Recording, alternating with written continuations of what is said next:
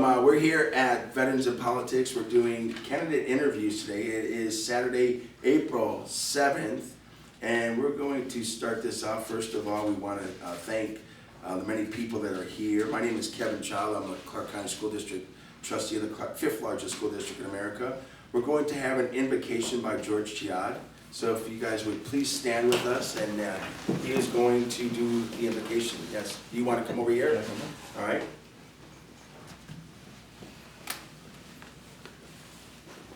It's Chehade. Chehade. Chehade. All right, let's bow our heads, please. Father God, there are a lot of political events where many are afraid to mention your name or afraid to bow their head in prayer in fear of not being politically correct. But I thank God that the Veterans in Politics always starts off their proceedings acknowledging you as our great God, and we as one nation under God, and we ask for your wisdom and your strength. Father, please be with us today and always. We know that we are in troubled times and the world is in turmoil. We ask you, Lord, for a better world for our children. We wish to keep the fires of freedom burning brightly in the skies over this great land of ours, and that we will always keep you, O Lord, in our hearts. We pray, O God, that you guard our homes, our churches, our schools, our entire land, and that all therein from harm and destruction. Preserve the integrity of this nation, founded on religious principles, by protecting it all from enemies within and without.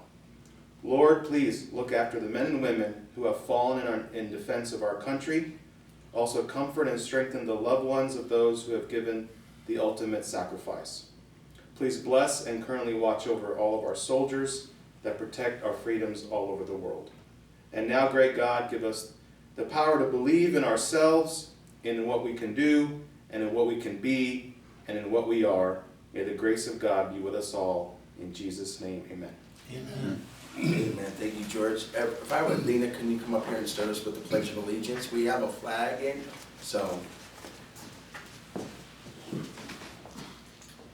I pledge allegiance to the flag of the United States of America and to the republic for which it stands, one nation, under God, indivisible, with liberty and justice for all. Thank you so much. And it's so important to honor our flag and our people in our military. And again, thank you for being here. So what we have is, again, I'm going to go back to, we have a cameraman here. His name is Steve Sanson. He is Veterans in Politics president. Thank you, Mr. Steve Sanson, for being the cameraman and putting on this wonderful event. So I'm going to go around the room. We're going to have people introduce themselves to our panelists. So if you would, we're going to start with the lady in the room right here. We got two ladies. So would you like to introduce yourself and give just a brief? Wow, that's okay. Don't turn it on? I didn't turn it on. Turn it on. Okay. My name is Lena Ocasio. I am an Airforce veteran, and I am also a co-host on Veterans in Politics show, as well as an owner-broker of Integrity Realty here in Las Vegas. Thank you so much. Pass the mic. Oh, Pass the mic. I didn't know. Pass the mic. Sorry, I'm new to this. All right. Good morning, I'm Destiny Beavers with the Armed Forces Chamber of Commerce. Good morning, my name is Robert Foust. I'm a former U.S. Army soldier and a local businessman. Sorry.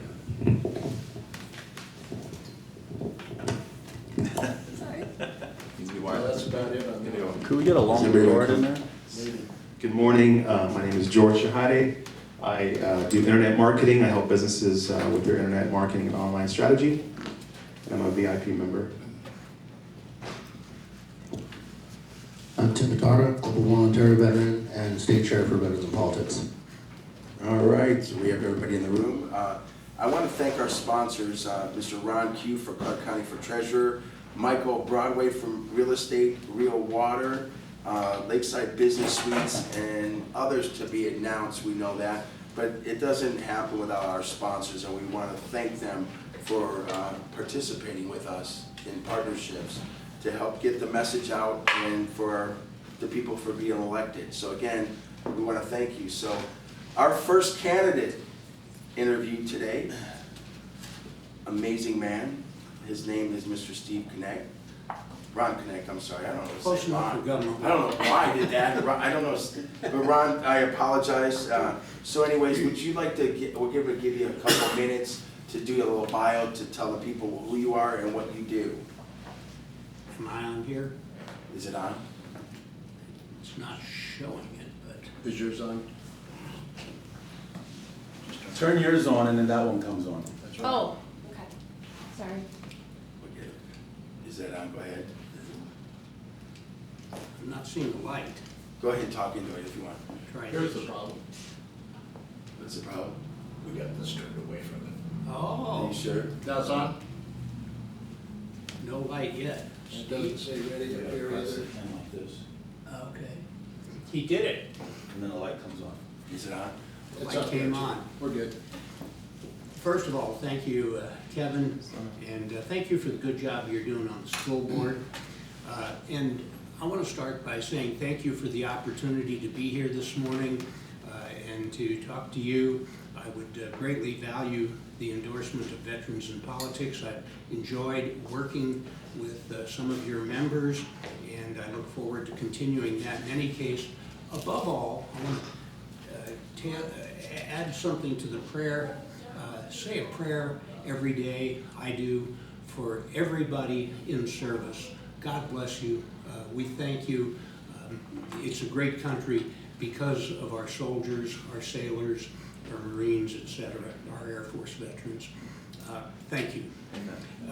Real briefly, to introduce myself, I'm a small town boy from the Midwest originally, and I told the joke last time that I grew up dreaming of being Nevada State Controller when I was growing up there and going to high school there. Nobody quite took that seriously, but it's a great job. I appreciate the fact that people elected me. I would say this, in the last 3.5 years, you've heard more signal and less noise from the controller's office than from any other executive office. There are 3 things we do. Let me tell you before I say that. My background, when I moved to Nevada, I got elected to the legislature where I was one of the limited government conservatives that helped stop the commerce tax. Then I spent 8 years on the Board of Regents, especially on budget, on finance, on audit matters. I chaired both of those committees and on investment to get the maximum returns for the endowment. That's my strength. That's what I do. I've been 25 years, well, longer than that, an expert witness on a number of financial, economic, technical, and policy things, an economist, etc. And then I got elected controller. We do 3 things. One, we have the basic ministerial and back office functions. I got a nice long list. I wrote it as short as possible, and I won't read it just now, but anytime anybody wants to know, I can tell you all about the accounting functions, the information technology functions, the debt collection, and all of that good stuff. The second thing is the controller's office uniquely has a charge to provide transparency and accountability to the public. And this controller's annual report, which has never been done before I came to office, has been a major vehicle for doing that. I commend it to your reading. It's a clear-eyed, no-nonsense, no rah-rah type of view of what the state's situation is and what the challenges and opportunities are and what policy reform we might need. Third, the controller sits on the board of the Nevada Department of Transportation, the Executive Branch Audit Committee, and the Board of Finance. I happen to have a unique set of qualifications.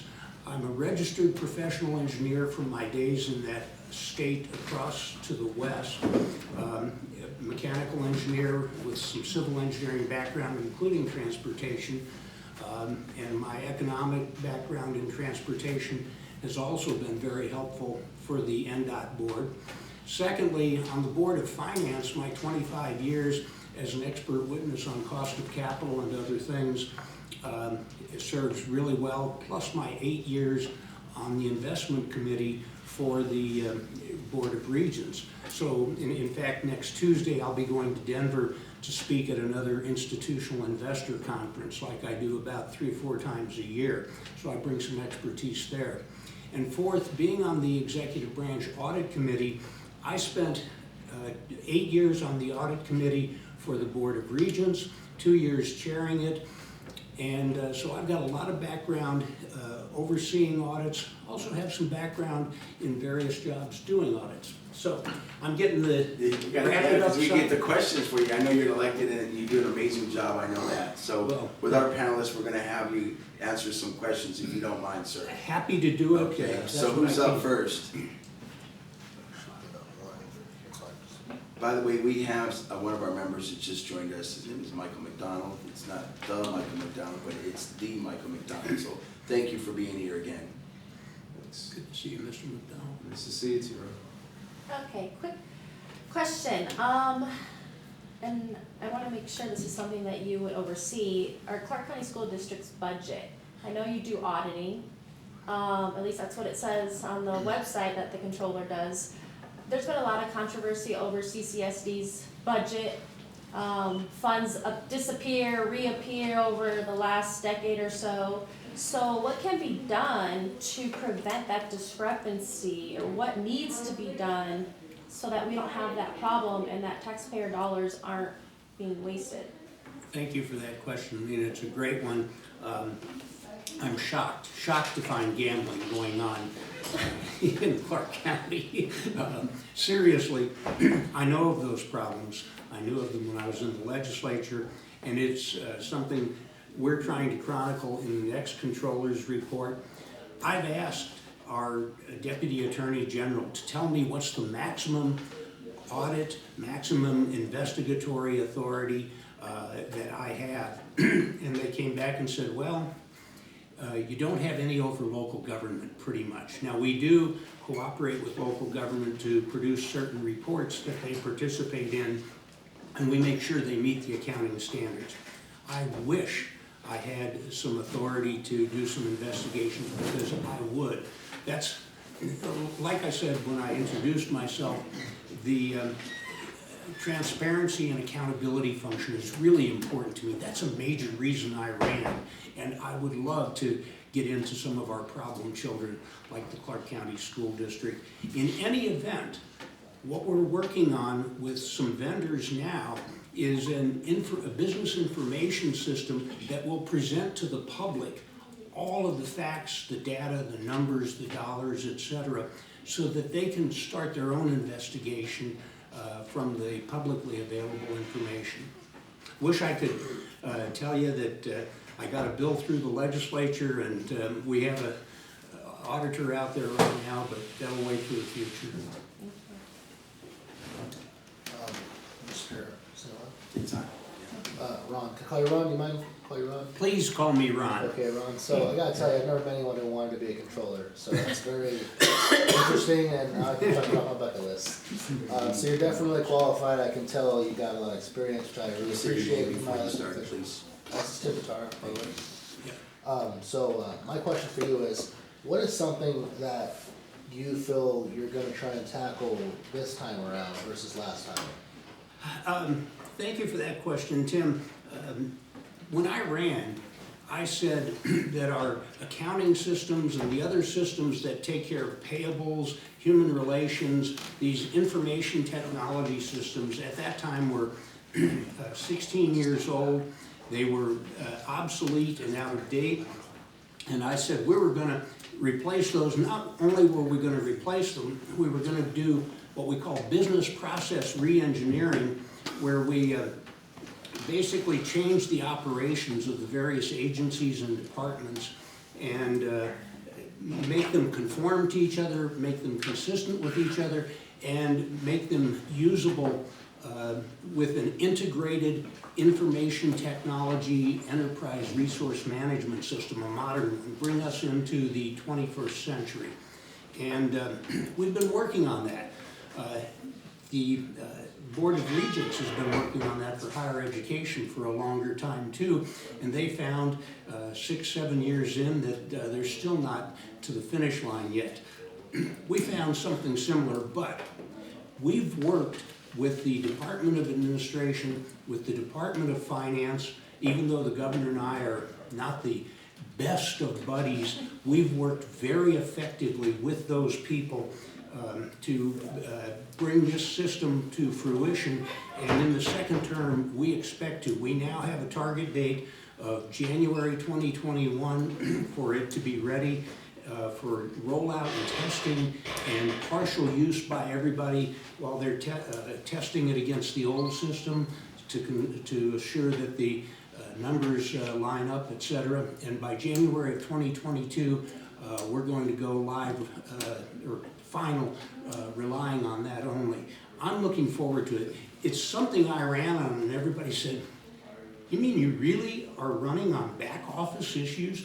You bet. In fact, it doesn't say so in our statement of duties for the controller, but what you really have to know a lot about, and this is a daunting challenge for anybody, is information technology type systems and business back office operations. So it's pretty boring and nerdy, but you elected me as the state's chief nerd, and that's what we're gonna do. Thank you. And this- All right, well, thank you so much. We have time constraints and we're getting late, so I really apologize for our panelists. We have to move on to the next interview, but I know that I want to thank Mr. Ron Knecht for being a controller. Thank you for being here. Thank you for the service that you do for Nevada, because I know you've been up in the legislature many years, and we really appreciate your service for the Nevada people. So again, we want to apologize to our viewers out there. We didn't get to every panelist, but again, it's time constraints, and we have to allow that because we don't want to be behind. So again, we want to thank you again for being here. I want to be fair to everyone else, and I just want to thank you again, Kevin, and all of the panel members, and all of the members of Veterans in Politics, and all of our veterans. Look forward to working with you for the next 4 years. God bless you. Thank you so much, sir, for being here. Our next candidate will be the